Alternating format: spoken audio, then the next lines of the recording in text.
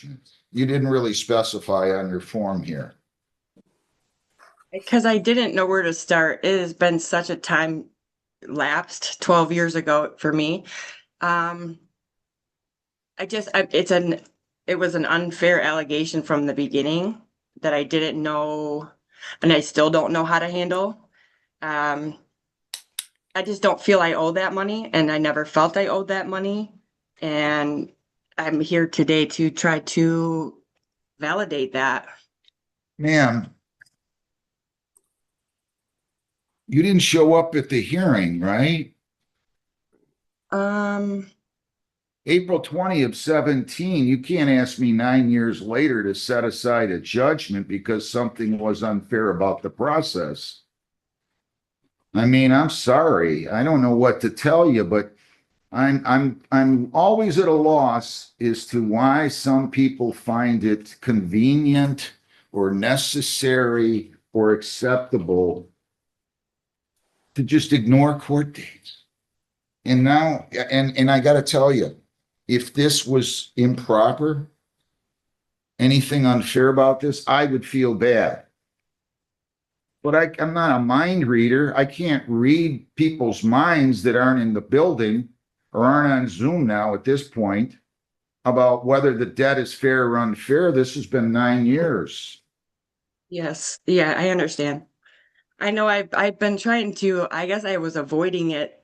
I felt very defeated and I felt like I had no way of proving that what they're trying to I guess accuse me of. Yeah, There's yeah, no yeah. data or You documentation I could. graduated high school, I can tell by talking to you, right? Yes, yes, sir. You took American government. You had to, right? Yes, Your Honor. Right. We have branches of government here, and that makes me feel bad that you have such little faith in the process. I Such was little, young. I was young and the life struggles I was dealing with as just being a single mother, I just I don't know why. I have no excuse for why I brushed it off for so long, but the garnishment that they took this year is made a huge dent in our family right now. So it's I guess made it me want to pursue it, but it should have been taken care of years ago. You're right. I felt like I had no leg to stand on. I've never been financially well off. I've been, low income, and I can't afford a lawyer. I still don't feel like this is fair, and I don't feel like I'm going to win here, but oh, wait a minute, slow down. What part hasn't been fair so far? Like when you're kind of, I'm feeling sorry for you and I can help you. But what part do you feel is unfair? You didn't show up. They started garnishing wages. 9 years later, you start to tell me that you don't owe the debt and you didn't show up. You didn't feel like it was fair. That makes me feel horrible as a member of the judiciary. It really does. But that's okay. We don't really need to go into that. How much have you garnished, counsel? All right, well, Judge, in response,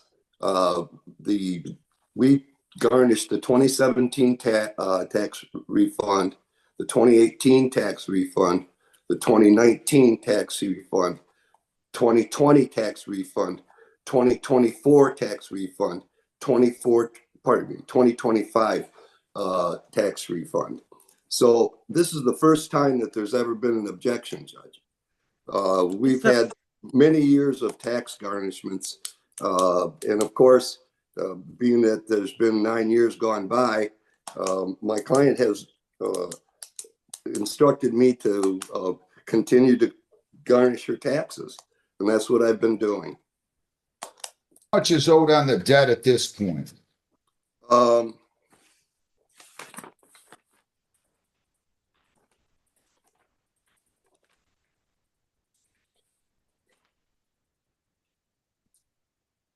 $1,534.83, Judge. We have garnished $183 in 2017. I'll believe you. Give me the figure again. 1,500 and how much? We believe it's $1,534.83, Judge. All right. So, ma'am, you're shaking your head. You disagree with Just, that? I feel like the amount has been different. I've heard several different amounts, and Well, what do yes, you if think it is? I don't think I owe it at all. I mean, it just goes to show that Ma'am, I I've been. cannot go back and revisit a judgment that's 9 years No, old. no, I don't blame you. This is because of lost paperwork. They were stating that I was taking childcare but not working. I was waitressing under the table. My pay stubs were handwritten and my caseworker never turned them in. So it was just something I felt like it was out of my hands. And it just goes to show that I don't have the money for this. In 9 years they've been garnishing it and it still has it covered at 1,500. Like I don't make much money. And so it's just this year they took a lot and I've been working really hard and I need a new vehicle. So Okay. it's just Okay. Okay. I'm going to have to find that the objections to garnishment are invalid. Now, so they're going to get to retain that money. Now, I can do this for you. I can have an installment payment order issued now. Would you guys still be garnishing tax returns if she stays in accordance with the payment plan? Probably not, Judge. So by law, they could still garnish your taxes. But he's telling me, and he's an officer of the court, he's been around as long as I have, a little longer actually. He's saying they probably, if we set up a payment plan, an installment payment order that you stick to, that they're probably not going to garnish tax returns next year. Now, I can't enforce that, but he's telling me that. And how much assurance can you give me, Mr. Scheck, that you're not going to garnish taxes if she stays in accordance with the payment plan?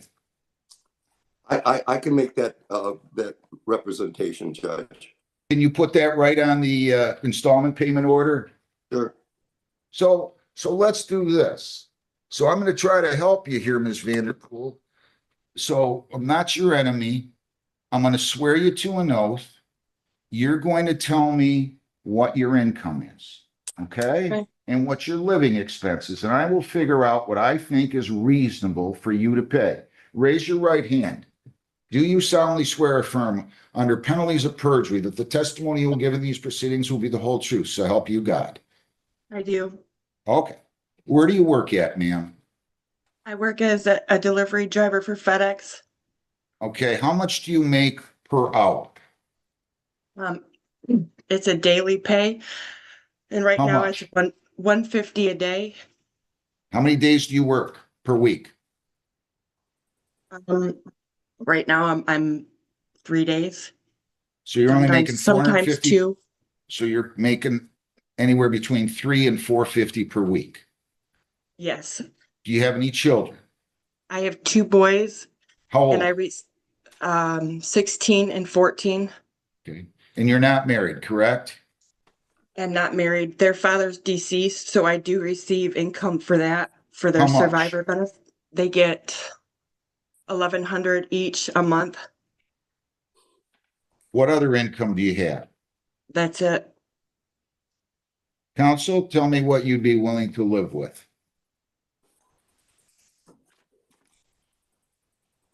She has a substantial income, Judge. I would ask for $100 a Just month. asking you, I'm asking you to give me a figure as to what you would be able I to think live. $100 would be reasonable, Your Honor. A month? Yes. Can you pay that, Ms. Vanderpool? I certainly will try. Well, I don't want you to tell me you're going to try. I want to help you, but I have a $1,500 rent every month.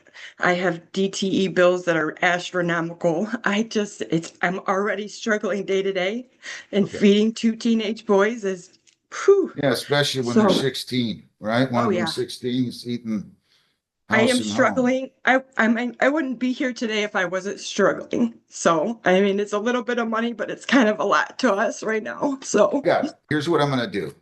Mr. Scheck, you're going to put Yes, in that order what we just talked about, that there will be no garnishment of tax returns. so long as defendant stays in accordance with the payment plan. So that's what you have to do, Ms. Vanderpool. I'm going to Okay. order that you pay $30 bi-weekly, and I'm going to give you a little bit of leeway time. We're going to start that on May the 1st. So every other Friday, starting May the 1st, $30 bi-weekly. Okay? Okay. Stay in accordance with that plan. And counsel, you can also put on that order, this order is subject to review on motion of either party on or after November 1 of 26, on motion of either party. Of 27, Judge? No, of 26. November 1. Give me that date once again, Your Honor. Yeah, this order is subject to review on motion of either party on or after November 1 of 2026. Okay. All right? Yes, sir. And that is it. And Mr. Scheck, who are you working with? I don't know what you mean. Millicent. Who's Millicent? What's the Oh, Millicent is my daughter, Your Honor. She's part of yeah, our. that's nice. That's nice. I thought so. I didn't want to make assumptions, but I see something here in the file that tells me you're working with a relative. So that must be enjoyable. Nice to have you here. Ma'am, good luck to you. Next time you have an issue, though, you have to bring it to the court, okay? Okay. All right. One last question, Judge. Should I do that on a 7-day note? No, you can. Here is an 18-year-old sitting in a jail cell, appearing on a video screen in a courtroom where he is supposed to be fighting for his freedom. And somehow, he is also simultaneously locked up in a completely different jurisdiction on a brand new felony charge involving a stolen motor vehicle. That is where this case stands before the judge has said a single word about sentencing. What unfolded in that courtroom tells a story that is equal parts frustrating and sobering. Bond violation after bond violation, 6 and 7 sets of them. Each one met with an excuse and another chance. No money, no transportation, no way to get to testing. And yet, when the probation officer stepped up to the microphone, the picture changed. The only 2 times this defendant actually did test, both came back positive for alcohol. And that is not a transportation problem. The judge recognized exactly that. To her credit, Judge Green never raised her voice. She did not lecture. She simply laid out the facts, acknowledged the barriers that had been offered, and then said plainly what the record demanded. Non-compliance is non-compliance.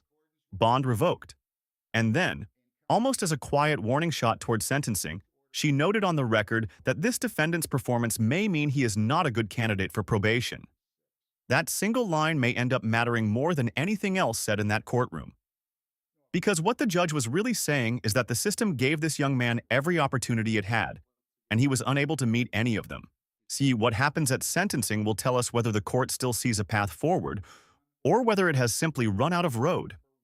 If you found this case as eye-opening as we did, hit that like button, drop your thoughts in the comments, and subscribe for more real courtroom breakdowns. Because justice never gets old.